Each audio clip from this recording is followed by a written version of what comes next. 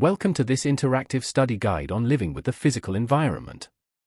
In this session, we will explore the powerful natural forces that shape our world, from tectonic plate movements to tropical storms and climate change. You will learn key terminology, compare case studies, and understand how humans can mitigate and adapt to these hazards. Let's begin. Let's map out the essential concepts. Primary effects are the direct impacts of a hazard, such as buildings collapsing during an earthquake. Secondary effects are indirect after effects, like fires from ruptured gas pipes.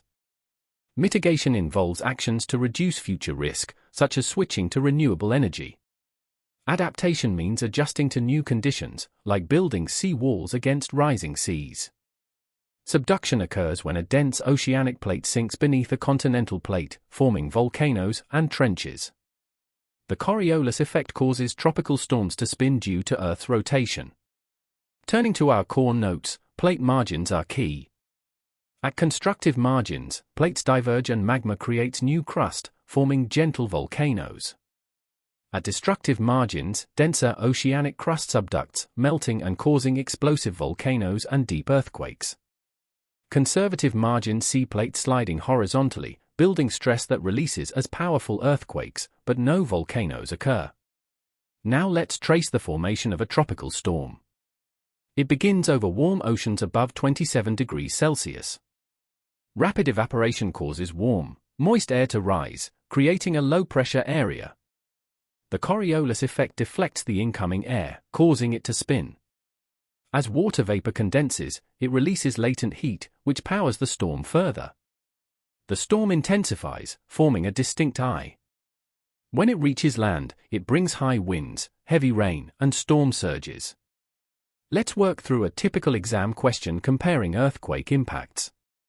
Haiti, a low-income country, suffered catastrophic primary effects with over 300,000 deaths due to poorly built structures. Secondary effects included disease and homelessness. The response was slow and overwhelmed.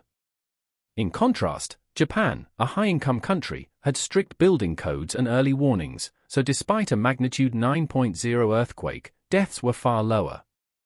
Their response was rapid and well-organized. The key difference is wealth. It affects vulnerability, preparedness, and recovery capacity.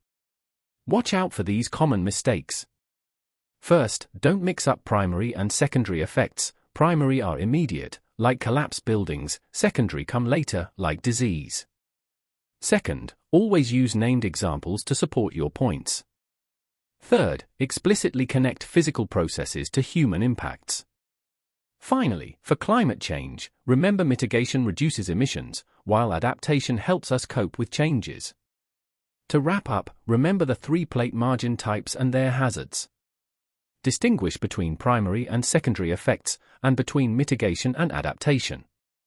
Understand tropical storm formation from warm oceans and the Coriolis effect. Use Haiti and Japan as contrasting case studies for earthquake impacts. Finally, for climate change, know the causes, effects, and strategies to mitigate and adapt. You are now ready to tackle exam questions with confidence.